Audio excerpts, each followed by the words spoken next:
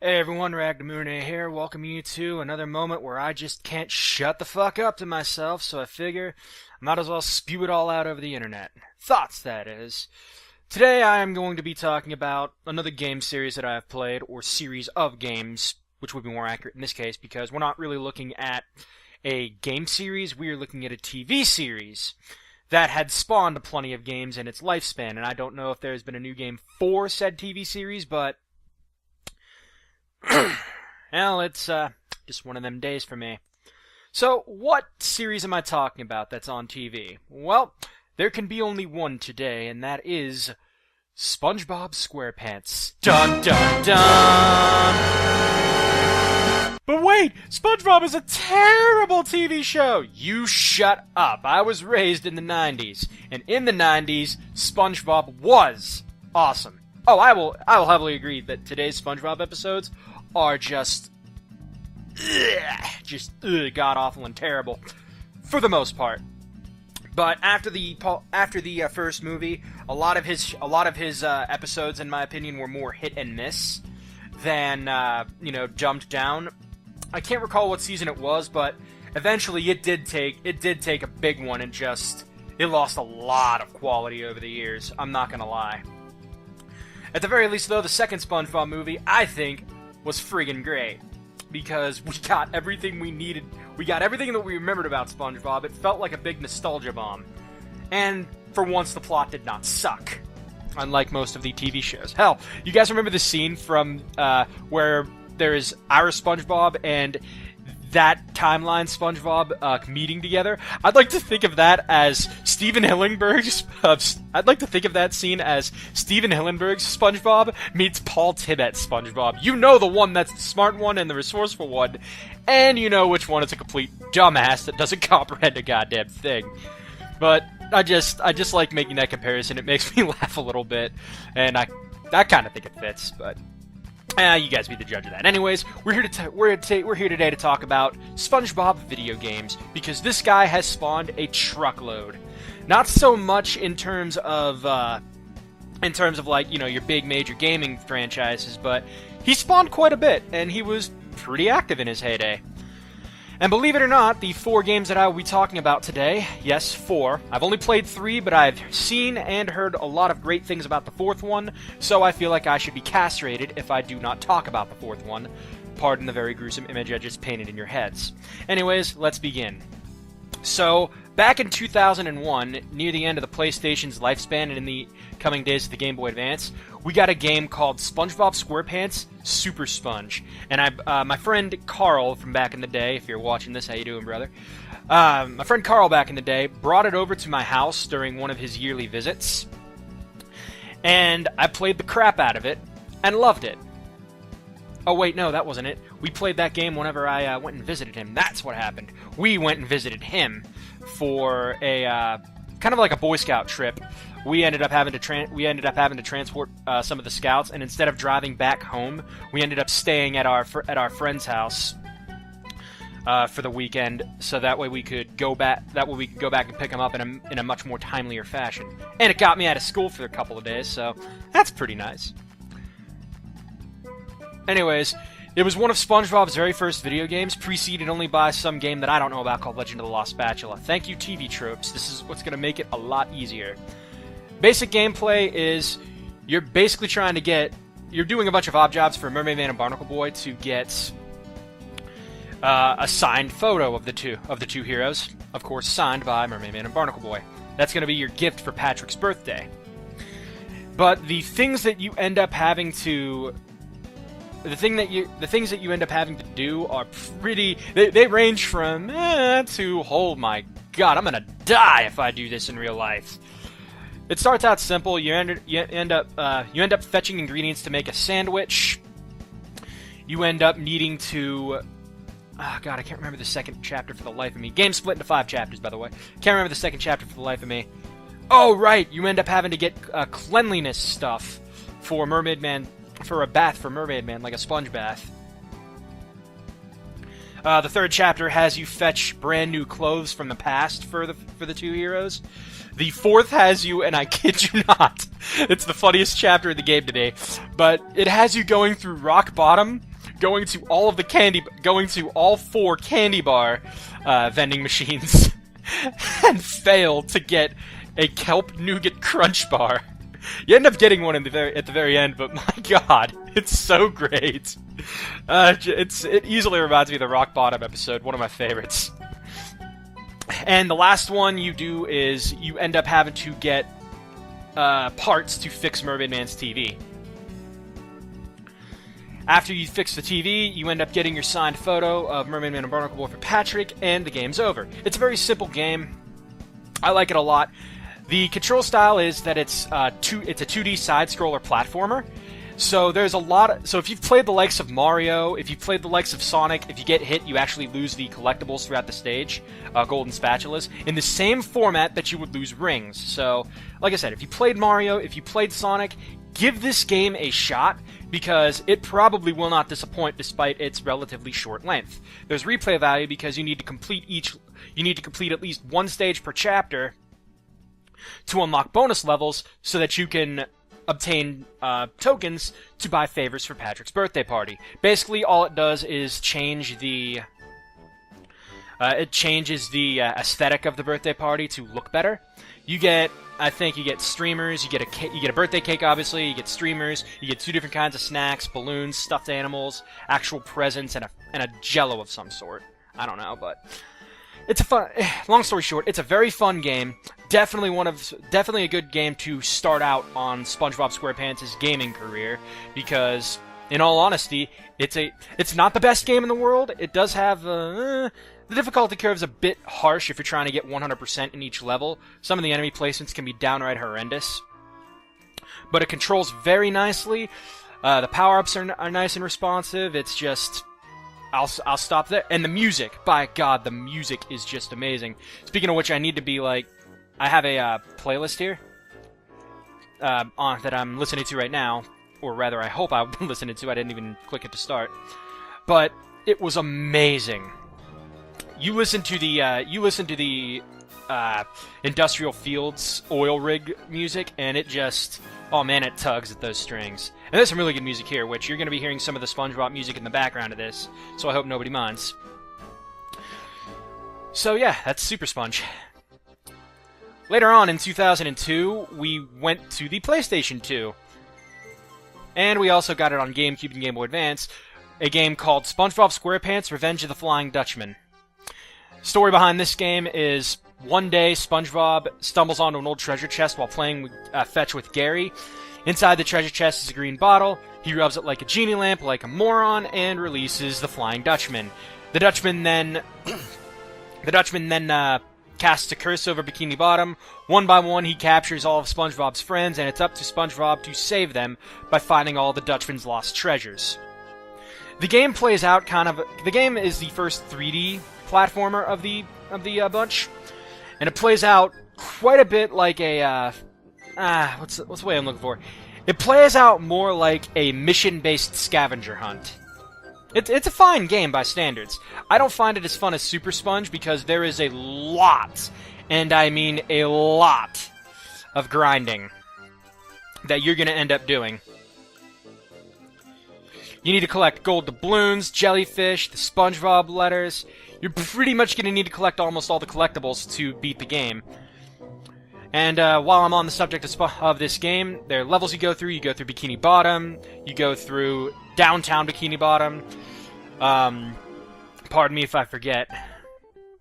We got I know you go to Chum World later, which is a exclusive. It's like a theme park level. You also have Jellyfish Fields, Sandy's Tree Dome, Goo Lagoon, and obviously you get to go to the Dutchman's Graveyard, where you fight the Dutchman after you've gotten all 6 of the collectibles. Like I said, the game's mission-based, so you're basically completing mission objectives here and there. Collect this many doubloons, catch this many jellyfish, some other odds and ends here and there. Once you get all 9, you do a slider puzzle. And once you beat said slider puzzle, you will take control of SpongeBob in an outfit in which you locate a treasure on the map. locate the treasure, that level is completed, and you can move on with the game. But there's a couple of things that the game won't necessarily tell you straight up, so I'll tell you right now, if you ever decide to play this game and you're going in blind. Number one, you will be spending 90% of your adventure in the jellyfish outfit. Yes, there are multiple outfits to get. You get 4 outfits, but the jellyfish one is the one you'll be spending 90% of your game in. Because one mission in Jellyfish Fields requires you to catch a grand total of 100 jellyfish. And then in order to gain access to Goo Lagoon, you need to catch an additional 50 jellyfish to bribe Larry so you can get his bus ticket. So once you've done all that and caught all the jellyfish at Goo Lagoon and later on the Dutchman's Graveyard, you're pretty much done with jellyfishing. But it's a real chore to collect jellyfish in that game because you got to search high and low in order to find them. And if you're unlucky, the jellyfish will retaliate against you. So you got to be careful there. But all in all, the game's alright for the most part. It's just basically the best way to look at this is, you know how much of a collectathon Donkey Kong 64 is. Think of it like that, only on a much later scale. That's all I've got to say about it. But yes, when you get to the end of the game, you have a boss fight with a Flying Dutchman. You kick his ass, you suck him back into the bottle, and that's all that she wrote. Really good game. I do enjoy it. Nowhere near as much as I enjoy the others on this not countdown, but maybe list, I guess. But it's still a decent game. Give it a shot if you're curious. If you're not into SpongeBob or you're not a fan of large collectathons, approach with caution, because it's one of those games that will tire you out. It is a draining experience. Not from start to finish, mind you, just as the game goes on. Let me change my, there we go, let's get the slide theme out here. Now we're getting to what I think is the best SpongeBob game of, well, ever released. We're talking about SpongeBob SquarePants Battle for Bikini Bottom. In fact, I love the page quote here on TV Trips. Say, Bubble Buddy, why do I have to pay all these golden spatulas to these toll booths? Because, SpongeBob. Well, I can't argue with that. It is good humor. SpongeBob SquarePants Battle for Bikini Bottom was released in 2003 for PS2, GameCube, and Xbox. There was also a version released for PC and Game Boy Advance as well. But the gameplay, oh my god, this game is amazing. First, story. Basically, Plankton is creating a whole bunch of robots, and because this is Paul Tibet's SpongeBob that we're working with here, Plankton threw a do not obey switch onto his machine and forgot to flip it up. Now the robots are causing a muck. Meanwhile, on the other side of town, SpongeBob and Patrick are playing a game of robots and racehorses. They want to meet real robots. Patrick pulls out the magic conch shell. He'd call it magic wishing shell in here, but we know it's the conch shell. Let's be real here. They both end up making a wish to meet real robots. Next morning, the game begins, and Bikini Bottom is under that big chaos of the robot siege. Goal is basically just to find out who's causing it. We all know who did it, but SpongeBob sure as heck don't. Stop it from ever happening again, and have a good old merry time. Gameplay. Very, very reminiscent of Super Mario 64. If you love Mario 64, you will like this game. I guarantee it. I never got to play Mario 64 until the DS version, but I liked the DS version for the extras that it added in there, as well as not being a complete one-to-one transition. But a lot of people like the 64 version as well, so I'm not faulting them for that whatsoever. Battle for Bikini Bottom, you're basically collecting up to 100 golden spatulas. There are shiny objects to collect in the form of like these little sea anemone leaf thingy-mabobbers. I don't know what the hell to call them, but the game just refers to them as shiny objects. You're going to need to collect a whole bunch of them to progress through each level. And as you collect gold spatulas, you will also find another collectible in the form of socks. And that ties into two other ways to get golden spatulas. Mr. Krabs and Patrick. Patrick will trade you 1 golden spatula for each of his 10 socks that you find for him. And he has 80 socks scattered about. How did he lose 40 pairs of socks? I want to know. Meanwhile, Mr. Krabs is essentially the moneybags of the game. Those of you familiar with Spyro will know what I'm talking about. Basically, he will sell us golden spatulas if we pay him shiny objects. The price of each spatula increases very heavily. It gets very difficult to buy off of him unless you grind Sand Mountain, one of the levels of the game. So there you go. Whew. The levels that you travel through are pretty cool. You travel through jellyfish fields, helping out Squidward with his jellyfish sting on the nose. It's amazing. You end up having a mini-boss fight with a king jellyfish. I kid you not. It's great. You end up going through downtown Bikini Bottom, helping out Mrs. Puff with collecting steering wheels. I don't know why. But, yeah, it's cool. You end up going through Goo Lagoon to help stop a whole mass plague of sunburn from a load of reflective light towers in that robot, because the robot stole all the sunscreen. Don't ask me how that works. First boss fight is against a mecha version of Sandy, and the boss fight plays out kind of coolly, so I won't spoil it here. Then you end up traveling through the Murmelair to get it back up and running and meet up with a mini-boss exclusive to the game called Prawn. You end up traveling through Rock Bottom to recover stolen museum art. You travel through Sand Mountain just to have some good old-fashioned fun. Then you go to an industrial toxic waste dump to fight a robot version of Patrick. And yes, Patrick in robot form is just as dumb as his real life I would say real life counterpart, but it's not real life. It's like Aqua Sea life counterpart. So we'll call it like the regular Patrick. There. Then you get to play in SpongeBob's Dream. He has a trippy dream sequence, let me tell you. You also get to go to a graveyard setting where you get to fight the Flying Dutchman. I always like the Flying Dutchman fights in these video games. They're pretty cool. And yes, you get to fight the Flying Dutchman in Super Sponge as well. And Revenge of the Flying Dutchman, so yeah. it's always a good fun. The level that overstays the welcome the most, and it's my most hated level of Battle for Bikini Bottom, is the Kelp Forest. Because I swear to God, that level was made just to like trigger me and piss me off. You have to do like the first section of it's not that bad. The second and third part can go burn in hell because it is strictly puzzle based, and these puzzles are so easy to screw up. It's horrible. But yeah, as you move along through the game, SpongeBob gets 2 new moves: a Bubble Bowl and a Cruise Bubble. He also has a standard basic attack where he swings his Bubble Wand, an uppercut attack with a Viking helmet, and a stomp attack, literally called Bubble Stomp. You also get to play as Patrick and Sandy. Patrick gets to bash people with his own belly, both on the ground and in the air, via a belly slam. You get to pick up special fruit that basically act as projectiles.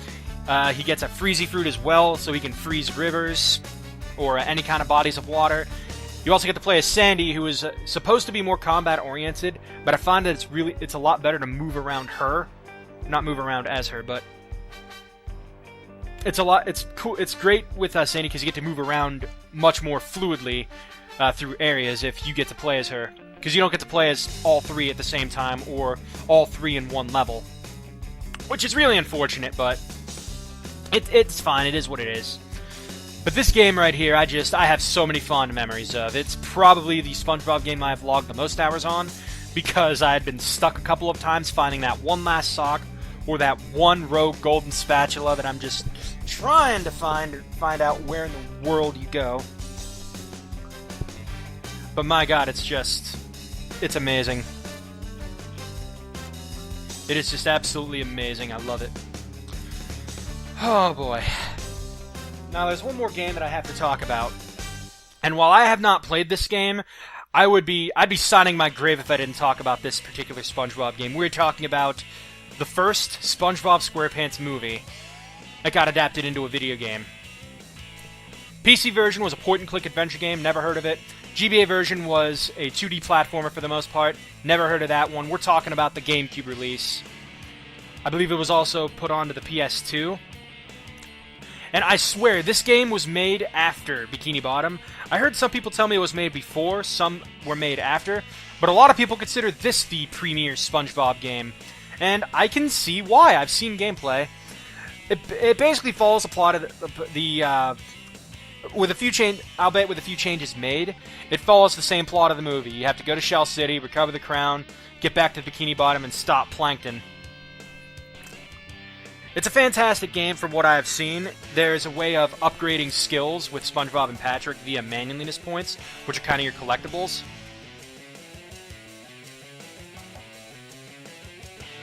Man, it's pretty good. Let me just read you a few TV tropes instances, just because I've never really played this game. For example, in the adaptation expansion, we'll cover it perfectly. In the original movie, we spend maybe a minute on the desert with SpongeBob and Patrick before it turns into the action at the Thug Tug bar. But in game, the desert takes up 2 levels, the plot of which is pretty much made out of whole cloth. It's pretty good. There is no junkyard sequence in the original movie because our heroes are confronted by Dennis immediately after leaving the trench. So anyone that knows about that, yeah, that was a thing. What else? Backtracking. Oh yeah, there's a bunch of that's another thing I kind of saw. I really don't like how this game is structured level to level, because there's no open hub world for you to kind of play around in before you go in levels. That's, to me, is a missed opportunity, as the game literally, you basically just get whatever the heck the collectible is for this game. I don't know, I can't remember what it is, but you basically once you get enough of the main collectible, I think it is, you end up getting to go. You end up getting to move on to the next stage. Oh, Goofy Goober tokens. Okay, it's Goofy Goober tokens, I believe it was.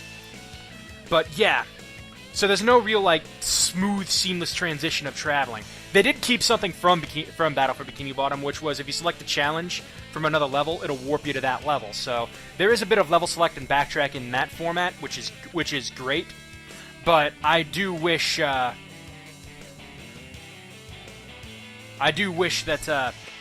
they would have had some kind of, better way of promoting your backtracking or making it feel like you're traveling from place to place. Because it might as well be as linear as a Sonic the Hedgehog video game in 3D, like Sonic Adventure 2. Which, not a bad thing, just something I would prefer having a small hub world. It doesn't have to be big like Sonic 06, just that's me. What else do we have? Bowled over, callback. Oh man, there's actually callbacks to the game here. In one level, he appears as at the beginning of Shell City Dead Ahead. There is a robot from Battle for Bikini Bottom that appears as Trash at the beginning of Shell City Dead Ahead. And SpongeBob once calls, and in one quote, SpongeBob will refer to himself as Super Sponge. It's pretty cool. What else do we have here? Evil Laugh, experience points. Yeah, it's a non-RPG example of experience points because you need manliness points to upgrade your health and abilities. And SpongeBob and Patrick have completely different movesets, different from Battle for Bikini Bottom. Really, it is this. Some of these are the same, but they look different. For example, I know he has the Bubble Wand spin in Battle for Bikini Bottom, but in the movie game, he gets 2 karate gloves and he spins in a 360 motion. That's pretty good. That really is pretty good. I like that.